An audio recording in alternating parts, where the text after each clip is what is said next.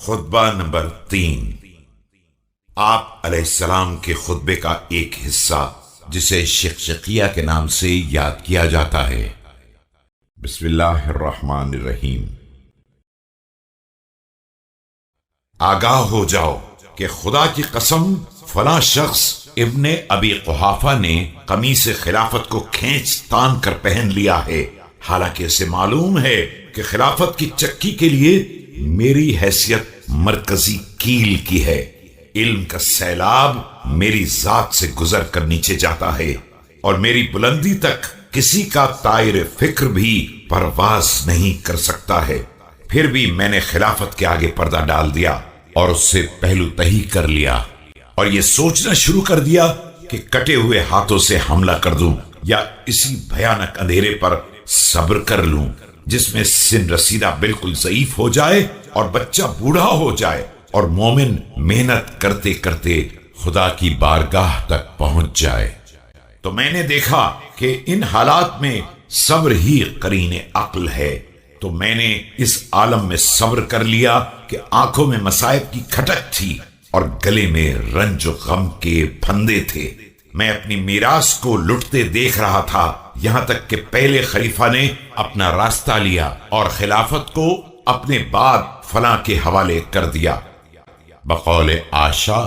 کہاں وہ دن جو گزرتا تھا میرا اونٹوں پر، کہاں یہ دن کہ میں حیان کے جوار میں ہوں۔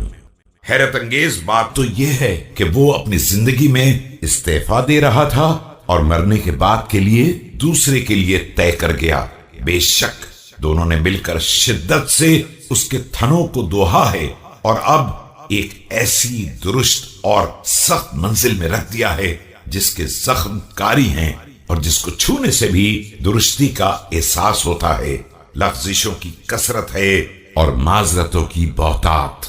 اس کو برداشت کرنے والا ایسا ہی ہے جیسے سرکش اونٹنی کا سوار کہ مہار کھینچ لے تو ناک زخمی ہو جائے اور ڈھیل دے دے تو ہلاکتوں میں کود پڑے۔ تو خدا کی قسم لوگ ایک کجروی، سرکشی، تلون مزاجی اور بیرا روی میں مبتلا ہو گئے ہیں، اور میں نے بھی سخت حالات میں طویل مدت تک صبر کیا، یہاں تک کہ وہ بھی اپنے راستے چلا گیا، لیکن خلافت کو ایک جماعت میں قرار دے گیا جن میں ایک مجھے بھی شمار کر گیا، جبکہ میرا اس شورا سے کیا تعلق تھا؟ مجھ میں پہلے دن کون سا عیب و ریب تھا کہ آج مجھے ایسے لوگوں کے ساتھ ملایا جا رہا ہے؟ لیکن اس کے باوجود میں نے انہی کی فضا میں پرواز کی، اور یہ نزدیک فضا میں اڑے تو وہاں بھی ساتھ رہا، اور اونچے اڑے تو وہاں بھی ساتھ رہا، مگر پھر بھی ایک شخص اپنے کینے کی بنا پر مجھ سے منحرف ہو گیا، اور دوسرا دامادی کی طرف جھک گیا، اور کچھ اور بھی ناقابل ذکر اسباب و اشخاص تھے جس کے نتیجے میں تیسرا شخص سرگین اور چارے کے درمیان پیٹ پھلائے ہوئے اٹھ کھڑا ہوا، اور اس کے ساتھ اس کے اہل خاندان بھی کھڑے ہوئے جو مال خدا کو اس طرح ہضم کر رہے تھے جس طرح اونٹ بہار کی گھاس کو چر لیتا ہے، یہاں تک کہ اس کی بٹی ہوئی رسی کے بل کھل گئے اور اس کے اعمال نے اس کا خاتمہ کر دیا، اور شکم پوری نے منہ کے بل گرا دیا۔ اس وقت مجھے جس چیز نے دہشت زدہ کر دیا وہ یہ تھی کہ لوگ بجو کی گردن کے بال کی طرح میرے گرد جمع ہو گئے اور چاروں طرف سے میرے اوپر ٹوٹ پڑے، یہاں تک کہ حسن و حسین کچل گئے اور میری ردا کے کنارے پھٹ گئے۔ یہ سب میرے گرد بکریوں کے گلے کی طرح گھیرا ڈالے ہوئے تھے، لیکن جب میں نے ذمہ داری سنبھالی اور اٹھ کھڑا ہوا تو ایک گروہ نے بیعت توڑ دی،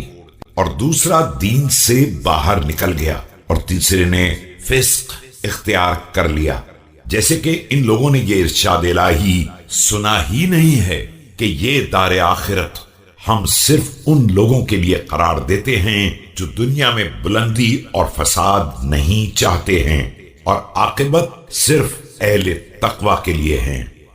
ہاں خدا کی قسم ان لوگوں نے یہ ارشاد سنا بھی ہے اور سمجھے بھی ہیں، لیکن دنیا ان کی نگاہوں میں آراستہ ہو گئی اور اس کی چمک دمک نے انہیں لبھا لیا۔ آگاہ ہو جاؤ، وہ خدا گواہ ہے جس نے دانے کو شکافتہ کیا ہے اور ذی روح کو پیدا کیا ہے، کہ اگر حاضرین کی موجودگی اور انصار کے وجود سے حجت تمام نہ ہو گئی ہوتی اور اللہ کا اہل علم سے یہ عہد نہ ہوتا کہ خبردار ظالم کی شکم پوری اور مظلوم کی گرسنگی پر چین سے نہ بیٹھنا، تو میں آج بھی اس خلافت کی رسی کو اسی کی گردن پہ ڈال کر ہکا دیتا اور اس کے آخر کو اول ہی کے کاسے سے سیراب کرتا، اور تم دیکھ لیتے کہ تمہاری دنیا میری نظر میں بکری کی چھینک سے بھی زیادہ بے قیمت ہے۔ کہا جاتا ہے کہ اس موقع پر ایک عراقی باشندہ اٹھ کھڑا ہوا اور اس نے آپ کو ایک خط دیا جس کے بارے میں خیال ہے کہ اس میں کچھ فوری جواب طلب مسائل تھے۔ چنانچہ آپ نے اس خط کو پڑھنا شروع کر دیا، اور جب فارغ ہوئے تو ابن عباس نے عرض کیا کہ حضور بیان جاری رہے۔ فرمایا کہ افسوس ابن عباس، یہ تو ایک شقشقہ تھا جو ابھر کر دب گیا۔ ابن عباس کہتے ہیں کہ بخدا مجھے کسی کلام کے ناتمام رہ جانے کا اس قدر افسوس نہیں ہوا جتنا افسوس اس امر پر ہوا کہ امیر المومنین علیہ السلام اپنی بات پوری نہ فرما سکے